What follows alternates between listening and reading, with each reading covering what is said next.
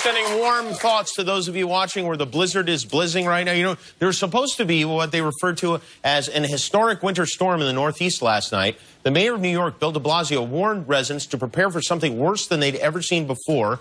Forecasters predicted up to 30 inches of snow in New York, and now it looks like there's only going to be between 4 and 12 inches of snow, which I'll tell you what, that never would have happened under Mayor Bloomberg. When Mayor Bloomberg predicted a devastating storm, you could be damn well sure New York got one, or there was hell to pay. Some meteorologists today are even apologizing for making the wrong prediction. But you know what? That's why they're called weathermen. They have no idea whether or not something is going to happen. Still, there's plenty of snow on the ground. Unfortunately, the Weather Channel was on hand to show us just how serious this situation was. I'm going to show you an idea of what we're dealing with. All this wind, here's some snow. You're going to see it go up. Check that out. Wow. So that's how wind works. I've been wondering. That was Reagan Medji. Not only did Reagan give us a glimpse into the horrors of wind, she also provided us unwittingly with tonight's edition of Behind the News. We got 16 miles an hour gusts here in Stony Brook. Now, this is just down the street from Port Jefferson, and I'm going to throw my anemometer off to the side. And it's everybody's having a great time out here, obviously.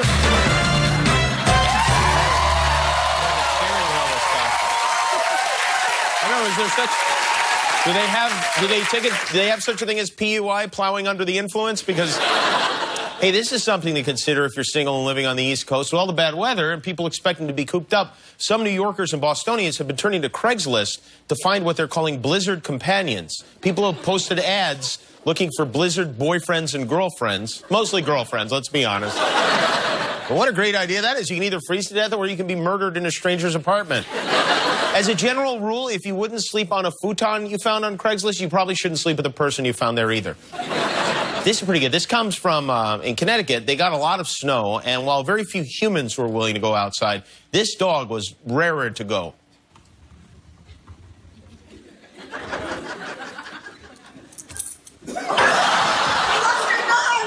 I'm sure he'll turn up by summer, don't worry.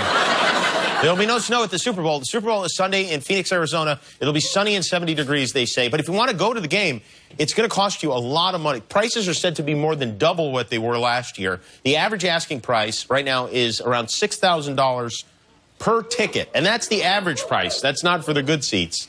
Do people not know the game is on television this year? Because on eBay, a group of 4 tickets is going for $51,000. Although, to be fair, that price includes a full body rub-down from stadium security. But today was Media Day. This is where the players from both teams have to answer questions from the media from all over the world, whether they want to or not. It's an especially difficult day for Seahawks running back Marshawn Lynch, who does not enjoy speaking to reporters. He's been fined in the past for skipping out of the interview session. So today, he showed up. I think they have to be there for 4 minutes and 30 seconds. He showed up for 4 minutes and 51 seconds, during which he gave this answer 29 consecutive times. Hey, I'm just here so I don't get fined, so y'all can sit here and ask me all the questions y'all want to. I'm going to answer with the same answer, so y'all can shoot if y'all please. I'm here so I won't get fined. I'm here so I won't get fined. I'm here so I won't get fined. I'm here so I won't get fined. I'm just here so I won't get fined. Hey, I'm here so I won't get fined. I'm here so I won't get fined. I'm here so I won't get fined. I'm just here so I won't get fined. I'm here so I won't get fined. I'm just here so I won't get fined. Hey, I'm just here so I won't get fined. I'm just here so I won't get fined. Nice. Like a broken Teddy Ruxpin. By the way, if I was commissioner of the NFL, I would immediately fine him. I mean, right? Of course, much of the talk this Super Bowl week continues to be centered on the New England Patriots and their insufficiently inflated balls. The NFL is investigating what they call a person of interest, rumored to be a Patriots ball boy. The league has surveillance video that reportedly shows the ball boy taking footballs from the locker room into a bathroom for about 90 seconds before he takes them out onto the field. Now, this is the video. Watch what the kid does here. See if you think he in any way could have been deflating all these balls. Okay. Oh, that's the kid. Now, this is, those are the balls. They have them in nylon bags there. And you can see it does seem as, he definitely is deflating those balls. But there are a lot of them. And wait a minute. Why? And then you can see somebody comes in and he scoots out of the place. And the worst part is he didn't even wash his hands, which is, he deflated them a little, make them look more natural. By the way, I want to mention we have a birthday boy in the house. It's happy birthday, Guillermo. Guillermo's birthday today. Happened again. I'm going to tell you something. Nobody knows how old you are. I tweeted about your birthday, and people were guessing that you were anywhere between like 18 and 75 years old. Wow. It's hard to believe that 44 years ago, I found a tiny piñata on our doorstep. Inside was a little baby Guillermo. How many shots of tequila have you had today? Only one. Only one? Yeah. But what, it was like a super big gulp size, right? Like this size. Like that one? Yeah. And after the show, will you continue? Yeah, of course, yeah. You will, okay. Is there a plan after this? Is there going to be a party, a dinner, anything like that? My mom is taking me to dinner. She is? Yeah. Where's your mom taking you? To this Mexican place, you know. Oh, I know the one. All right, you don't want to say. Yeah, I don't want to say. Although by the time this airs, you'll be gone, right? You'll be at home? Yeah. Yeah, okay. All right, well, that's nice. That sounds fun. Yeah, it's going to be great. You know, you got lucky, Guillermo. Facebook went down very early this morning. People might not have known it was your birthday today if they hadn't, you know, Facebook reminds people of that subject. At around 1 o'clock this morning, Eastern Time, Facebook and Instagram were temporarily out of commission for one terrible hour. Monday Fun Day photos went unliked. Inspirational quotes went unread. Ex-boyfriends went unstalked. We finally learned what it is like to be Amish. So the outage went long enough for people to start complaining about it on Twitter and Google+. And, you know, when people resort to using Google+, you know something has gone terribly wrong. But it's back up, thank God, and we can get back to our lives. Meanwhile, this is kind of a fun thing. There's a new service called Pick-a-Too. It makes temporary tattoos out of your Instagram photos, which means you can now take your selfies and put them all over your selfie. It's a set of 12 tattoos. You order them, cost $14.99. They last about 7 days on your body. And if nothing else, it will allow you to take what I think is the ultimate Instagram picture. Instead of just your feet at the beach, now you can post your feet at the beach tattooed on your feet at the beach. It's like Instagramception. This is great. I don't know how we happened upon this, but this went down in Brussels over the weekend. The Prime Minister of Hungary met with the President of the European Commission, and what a handshake this is. Okay, thank you. So, let's go. The old super glue and the palm trick. They take the buddy system very seriously in Europe. I think that means they're married now. I'm not sure. You know, here in L.A., we are always obsessed with the latest food trends, and there are a lot of them. Right now, people are drinking butter in their coffee. Is anyone here doing this? To lose weight, people are drinking butter in their coffee. It's crazy, but maybe even crazier is all the cold-pressed juice stores I see popping up. Cold-pressed juice is supposed to be better for you. They say it resets your body, which is ridiculous, but people are paying like $8 a bottle for it. So I decided to invent my own juice company called JUCE, juice with no I. And I sent some people out to the farmer's market where people are buying organic fruits and vegetables, and we mixed up a very special concoction. Okay, so those are organic juices, they appear to be, but we used Fun Dip instead. We eat it with stick. We mixed Fun Dip with water and told people it was a natural juice called Soul. We're here with our line of cold-pressed, natural, extraordinarily expensive beverages. Right. Does that sound appealing to you? That sounds appealing. That sounds very appealing. Just feel it go through your lungs, through your liver, your spleen. How do you feel? I feel great. And that's a much like lighter type, like definitely like kind of like a cleansing more. Just kind of like a deep breath. It just feels, you know, refreshing, like you just drank something that's good for you and you just kind of take a deep breath, you know, after a sigh of relief. How about that? Yeah. I would drink it regularly. It tastes good and it seems like it's good for you. And it's not too sugary like a lot of juices are now, but it still has that good juice taste to it. Natural. It doesn't taste like chemically at all. It's kind of fun, right? Yeah. It's But, like taking a little dip and some fun. yeah, like a little refreshing, like a little dip into a pool of juice. Right, they like that. So then we got a can of Tang, you know, the powdered drink that the astronauts were forced to drink, and we mix it in water, and we called this Cure. This one was called Cure. Let's see how they like this organic beverage. My name's Alex. I'm from New Zealand. Alex, are you a fan of organic, healthy juice? Yes, I am. Do you consider yourself a juice connoisseur? Yes, definitely. Oh, that's really good. Yeah, that's definitely citrus, some kind of citrus. It's not so sweet. It's just like you really just squeezed it out of the fruit. What's the difference between this and a beverage from concentrate? It's fresh. Much better. Much, much better. It's delicious. Would you call it tangy? No, it's not particularly sour, so I wouldn't really call it tangy. It's a little bit more muted than tangy, but definitely very light, very summer. On a scale of 1 to 10, 1 being like a powdered drink, Okay. And 10 being the most organic thing imaginable. Oh, it's a 10. It's a 10. Okay. It's a 10. No doubt about it. Not even like a tiny doubt. No doubt. Do you think it's worth that $19 price tag? Yes. Yeah, your health is worth everything. Yeah. All right. So next, as if that wasn't good enough. All right. Next, we melted some creamsicles. You know, the delicious ice cream bar with the vanilla inside? And we just melted that, and we told people it was a juice mix called Detox. And here we go. How does this taste to you? It tastes like natural, real juice. Like it's pure juice. I don't feel no chemical. I don't feel anything. I just feel fruit. Just natural. Do you feel healthier just drinking it? I do. I feel like I can go for a jog right now. I feel great. You could probably like go for a jog and then like 20 minutes later feel horrible. Yep. Yeah, right. And finally, we put a bag of Skittles and some water into a blender. And we called this one Rainbow, I believe was what we called it. It's basically corn syrup and artificial color in water. And we served it to the people at the farmer's market. And let's see now if Rainbow Here passes. we have one called Rainbow. Okay. And if you could just tell me what you're detecting. Organic.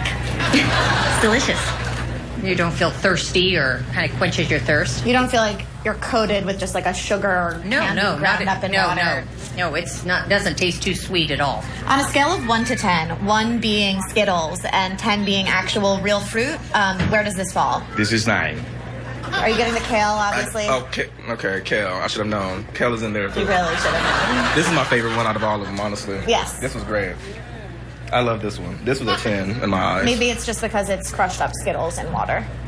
Is it? Yes. Is it really? Yes. Swear. I swear.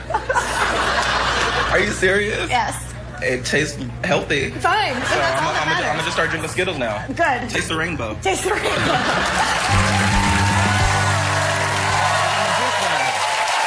Hey, we have a good show tonight. We have music from Jamie Cullum. Eddie Redmayne is here, and we'll be right back with Kevin Costner. So stick around.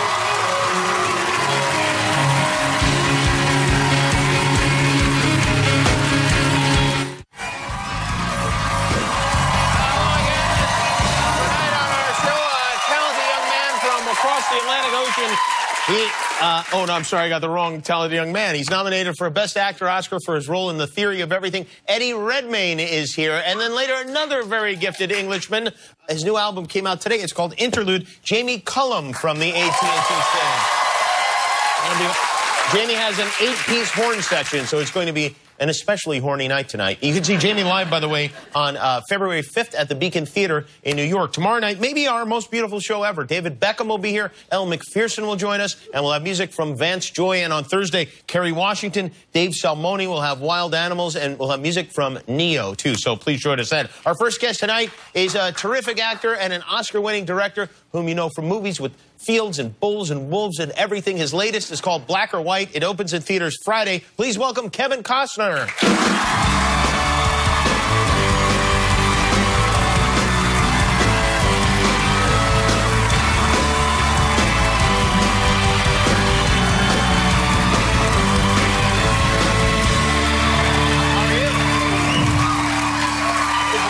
Thank you, man.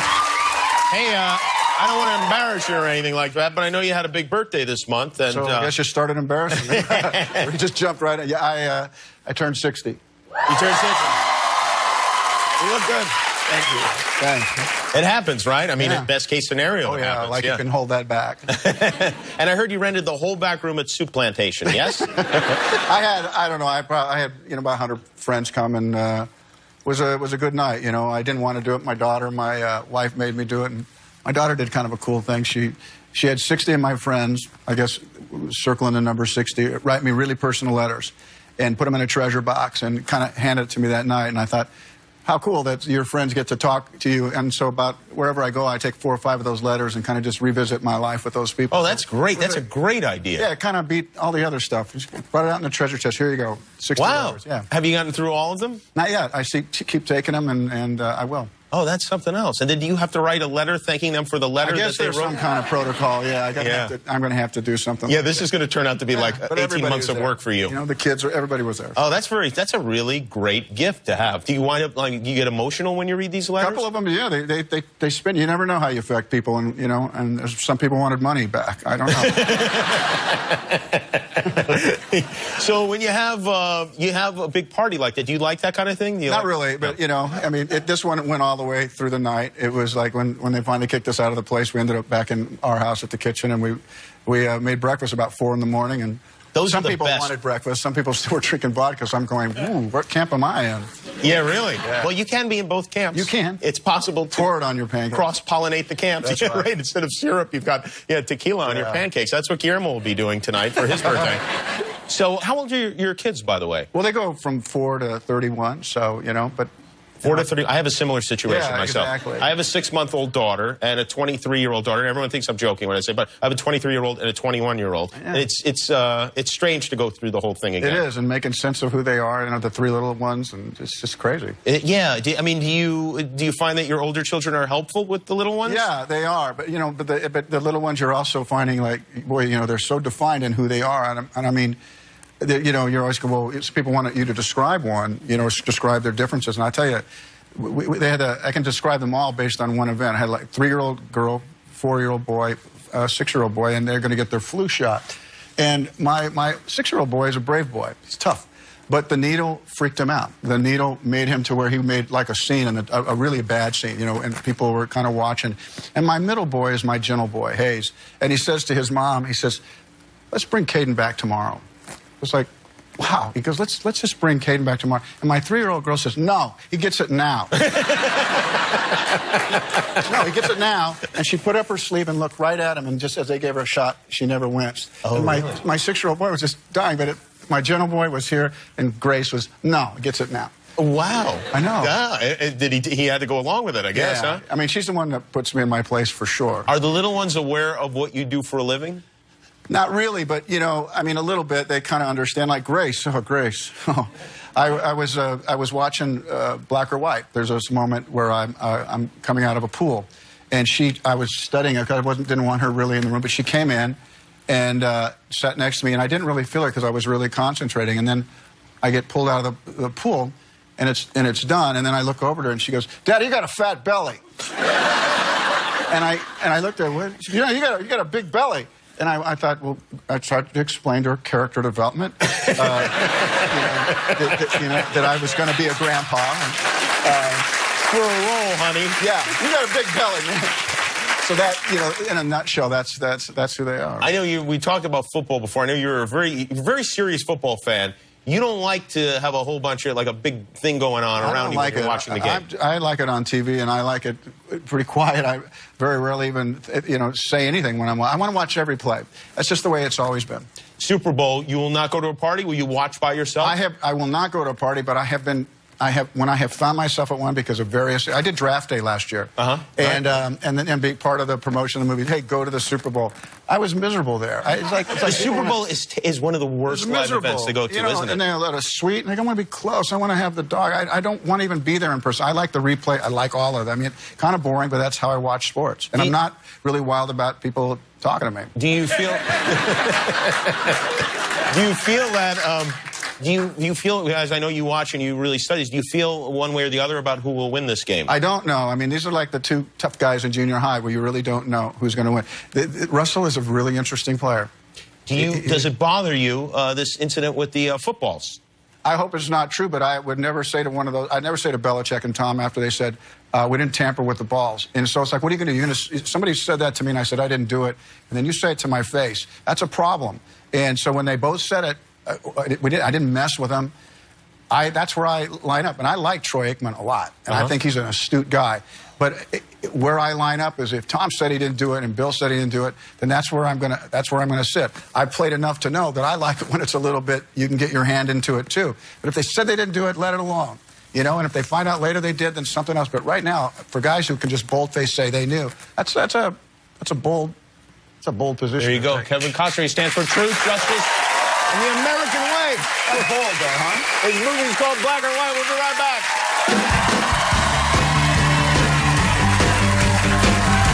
Portions of Jimmy Kimmel Live are brought to you by Stouffer's Mac Cups. The mac and cheese you love in a convenient little cup. Now available in pepperoni pizza, chili cheese, and buffalo style. Are you okay, Papa? I'm good. It's just a really sad story. It's not sad. It's about a mermaid that takes her family on a vacation. No, I know. It just reminds me of another story. A sad one. I just got sad. It's fine. We've been spying on her, but we can't get too close to the shore. Is Lana okay? That is Kevin Costner in Black or White. It opens in theaters on Friday. You know, I already know that, but that little girl, what is her name? Jillian Estelle. Is so adorable and so great in this movie. And a lot of times kids in movies, it seems like they're acting, but it really didn't. A lot of the movie was on her back, too, so we needed her to be great. And in Black or White, she's just really outstanding. I hope it's a movie you guys go see. You had a Q&A after screening the movie, and I happened to be there, and I asked you about that scene in particular. Yeah, you did. Because I wondered how a kid would be able to do something like that. That last thing where she just raised up and kissed me, you know, was a... a lot of times actors do things that aren't on the page. You don't really expect children to do that, what they're told. And she intuitively just really made that scene. And you have to obviously see the movie in its whole it's version very sweet to understand. But it was an electric moment. She basically handed me my performance. Yeah, and really to keep going like that has to take some real concentration, I guess. Sometimes the little people know what the big people need in this world. Yeah. See that, Guillermo? Sorry, he's always in my eye. Well, that's what I do. I ruin things. That's what I do. You made so many great movies, and I mean, I feel like your movies are like my life or something. And not that I've really ever achieved anything, but you can mark each time of your life by all of these great movies. You won a couple of Academy Awards. So we have this kid, Eddie Redmayne, is here. He's nominated for Best Actor. He's he might even win Best Actor. A kid like that, would you give? I mean, would you give him advice in a situation like this? Well, you don't know if you're going to ever walk back to this place. I tell him, this is a great time. I mean, how you dream of acting, now you're going to get asked to dress up, take your sweetheart, let her dress up, go to the Academy. That's the way it is. If you really want to break it down, your girl gets to dress up. But I tell you, I walked in to say something to him too, because I said, look, congratulations, but I also said, I met Stephen Hawking. You did? Yeah, I got a call. He asked to come to my house. And I have a bizarre enough life as it is. But 12, 15 years ago, I got a call. I said, Stephen Hawking would like to come meet you. So I said, okay. So he came in a van with an entourage of 10 people. It looked a little bit like Cuckoo's Nest to me. Honestly, it was just, there was nurses and people and long hair from Netherlands, and and they were going to go dancing that night. But he wanted to meet me, so he came to the house. I actually had my three. My oldest was 12, and I said, I want you to meet this man. I didn't really know a lot about him, honestly. I'm a public school guy, so Stephen Hawking, let's go. So I wasn't sure. So he came, and I was obviously taken back at where he was in that wheelchair. He wasn't able to move. I got him a drink, and most of it ended up on the floor. And I saw my children just a little bit shocked, and I said to them, look, if you want to go finish your homework, you can do that. And of course they peeled off because I thought this isn't going to work for them. But yeah, he came over, Wow. Why did he ever explain why specifically he wanted? I was waiting for it, and finally he said, I'd like to know about Whitney Houston. And I said, well, okay, you're just like me. Let's get to it. And I said, you're not the only one, Steve. A lot of people want to know about Whitney. I said, what do you want to know? And that was it. And they got in their van and they took off. But, wow. Somebody should tell him about email. You could have covered that really quickly. Well, congratulations on the movie. It's called Black or White. Go see it. It opens on Friday in theaters everywhere. Kevin Costner, everybody.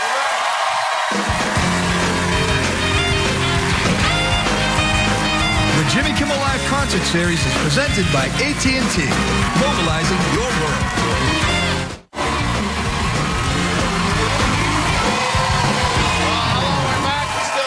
Jamie Cullum will be here and Eddie Redmayne will be here too.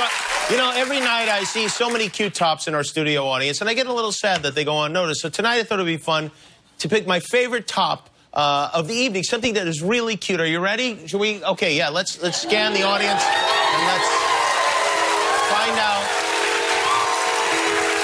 Yes, there we go. That is such a cute top. Congratulations to our cute top wearer of the night. We'll be right back with Eddie Redmayne.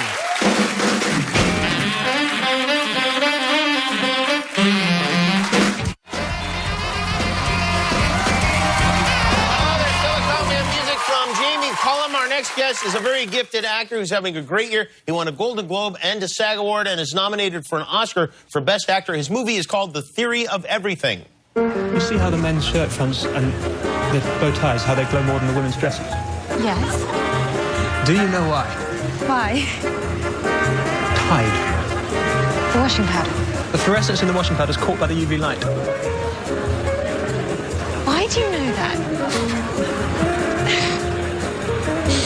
The Theory of Everything is in theaters now. Please welcome Eddie Redmayne.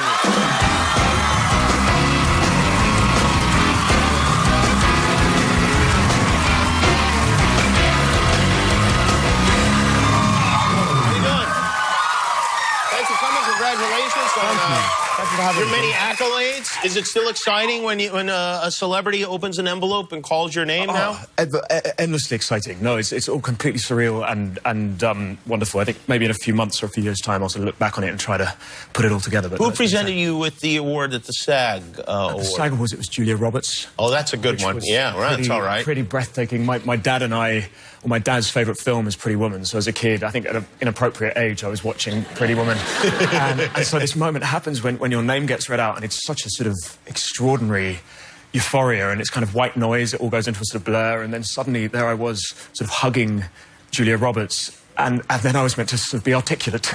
Yeah, right. All I could think of was... I want to tell my dad. It was amazing. Did you give him the lowdown immediately afterwards? I did. We had a long conversation afterwards. Oh, well, good. Yeah, yeah. Was there anyone else there that you were like very, very excited to meet? To me, endlessly. It's like it's a sort of kid in a candy store. It's like all these people that you've long admired. My wife and I love Friends, and oh, okay. You know that well, we love Friends generally. In life. Yeah, right. Well, sure. We love Friends. And so we saw Jennifer Aniston at a party. Oh, nice. And we were just incredibly inappropriate, and we were so sort of wanted to meet her that we just sort of literally stalked about 4 meters behind her for an entire evening, and eventually I think she was like, okay.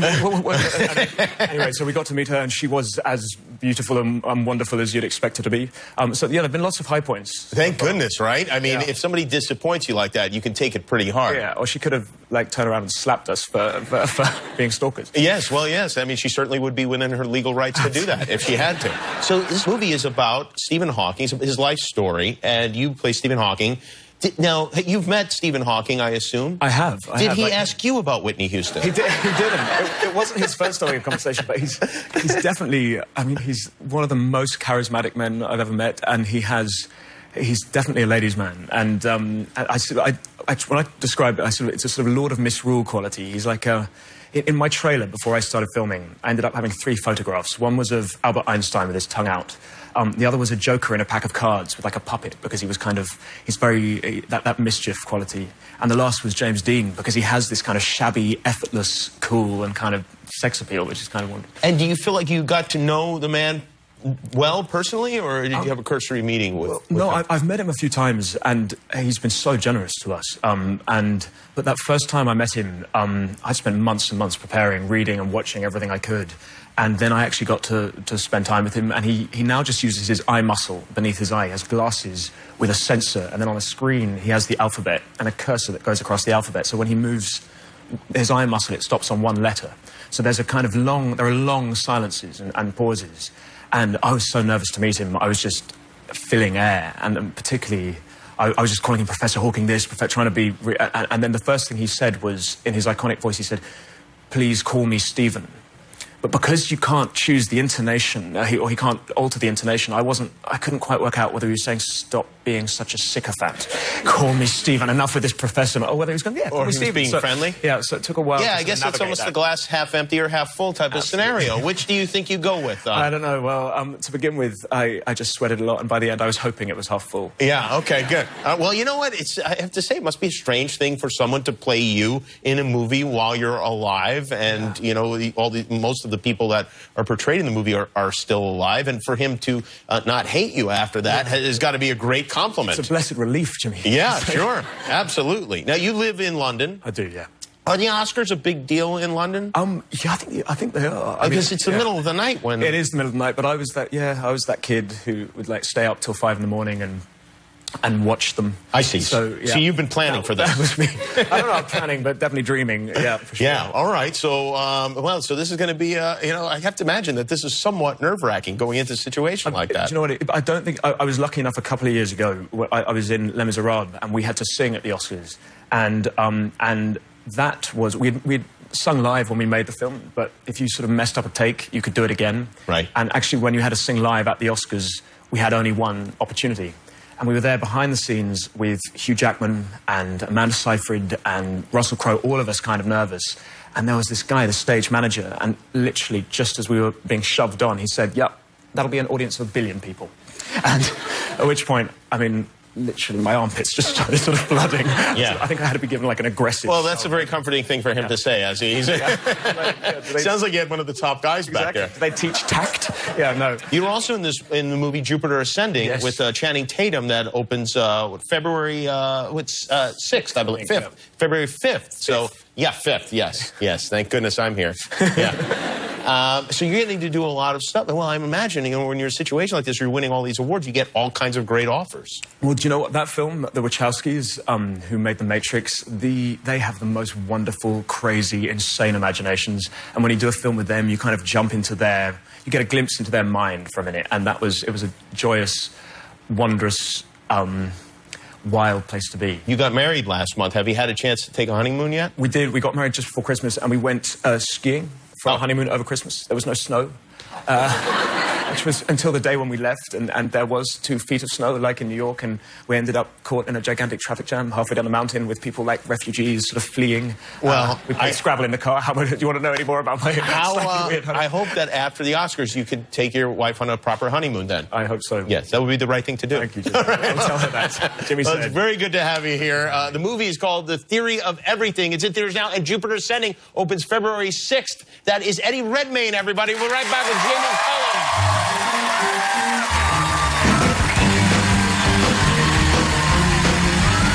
The Jimmy Kimmel Live Concert Series is presented by AT&T, mobilizing your world. The Jimmy Kimmel Live Concert Series is presented by AT&T, mobilizing your world. I want to thank Kevin Costner, Eddie Redmayne. I want to apologize to Matt Damon. We ran out of time for him. Nightlight is next. But first, his album Interlude came out today. And here with the song Don't You Know, with some help from the Cletones, Jamie Cullum. Well, don't you know, baby? Well, don't you know, baby? Don't you know, baby? Little girl, don't you know? Please listen to me, baby. Girl, I'm in love with you, so turn your lamp down low. Turn your lamp down low. Whoa, turn your lamp down low. Turn your lamp down low. Come on down, down, baby.